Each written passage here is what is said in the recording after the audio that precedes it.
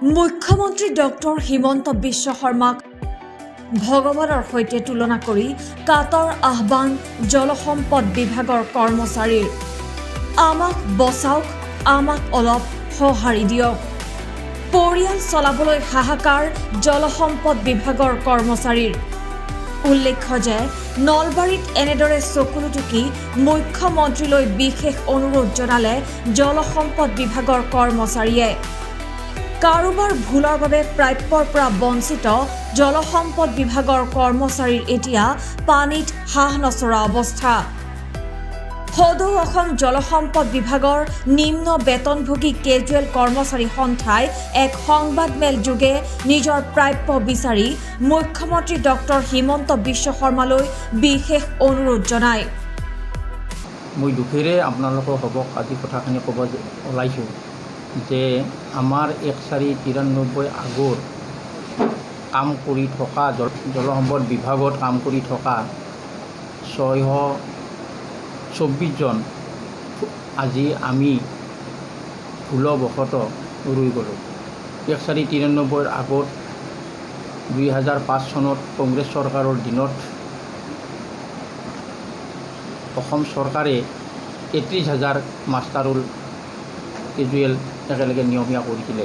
কিন্তু দুৰ্ভাগ্যবশতঃ আমাৰ অফিচৰে হওক বা কৰ্মকৰ্তাসকলৰে ভুলৰ বশতঃ হওক, যিয়ে নহওক, আমাৰ সেই বিভাগত 10টা ডিপাৰ্টমেণ্ট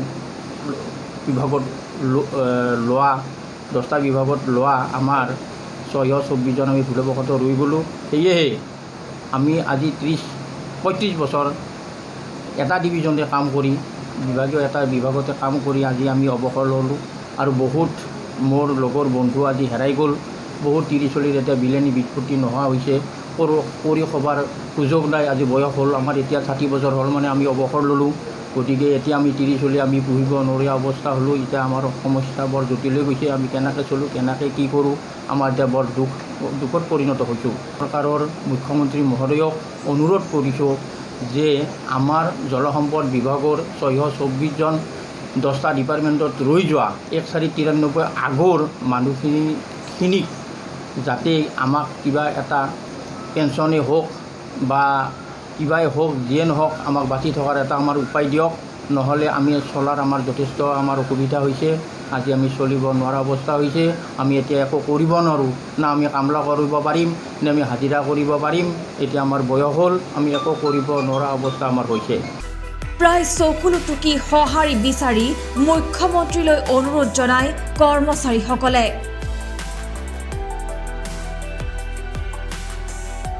উল্লেখ্য যে জলসম্পদ বিভাগৰ 1993 চনৰ আগৰ ৰৈ যোৱা কেজুৱেল কৰ্মচাৰী আৰু ফিক্স পে কৰ্মচাৰীৰ চাকৰি নিয়মীয়া নকৰাৰ ফলশ্ৰুতিত উক্ত বিভাগৰ কৰ্মচাৰীসকলৰ এনে আলৈ আথানি হোৱাৰ অভিযোগ তুলি শনিবাৰে নলবাৰীৰ গোপাল বজাৰত এক সংবাদমেলৰ আয়োজন কৰে। উক্ত সংবাদমেলত আন কেতবোৰ কথা উল্লেখ কৰি এই ক্ষেত্ৰত বিভাগৰ হেমাহিৰ বাবে এনে হোৱা বুলি উল্লেখ কৰে।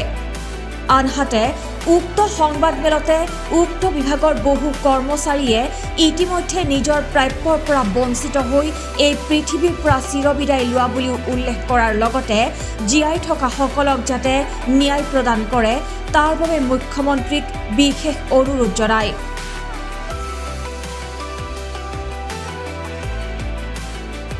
নলবাৰীৰ পৰা মৃদুল কলিতাৰ ৰিপৰ্ট, B24 অসমীয়া।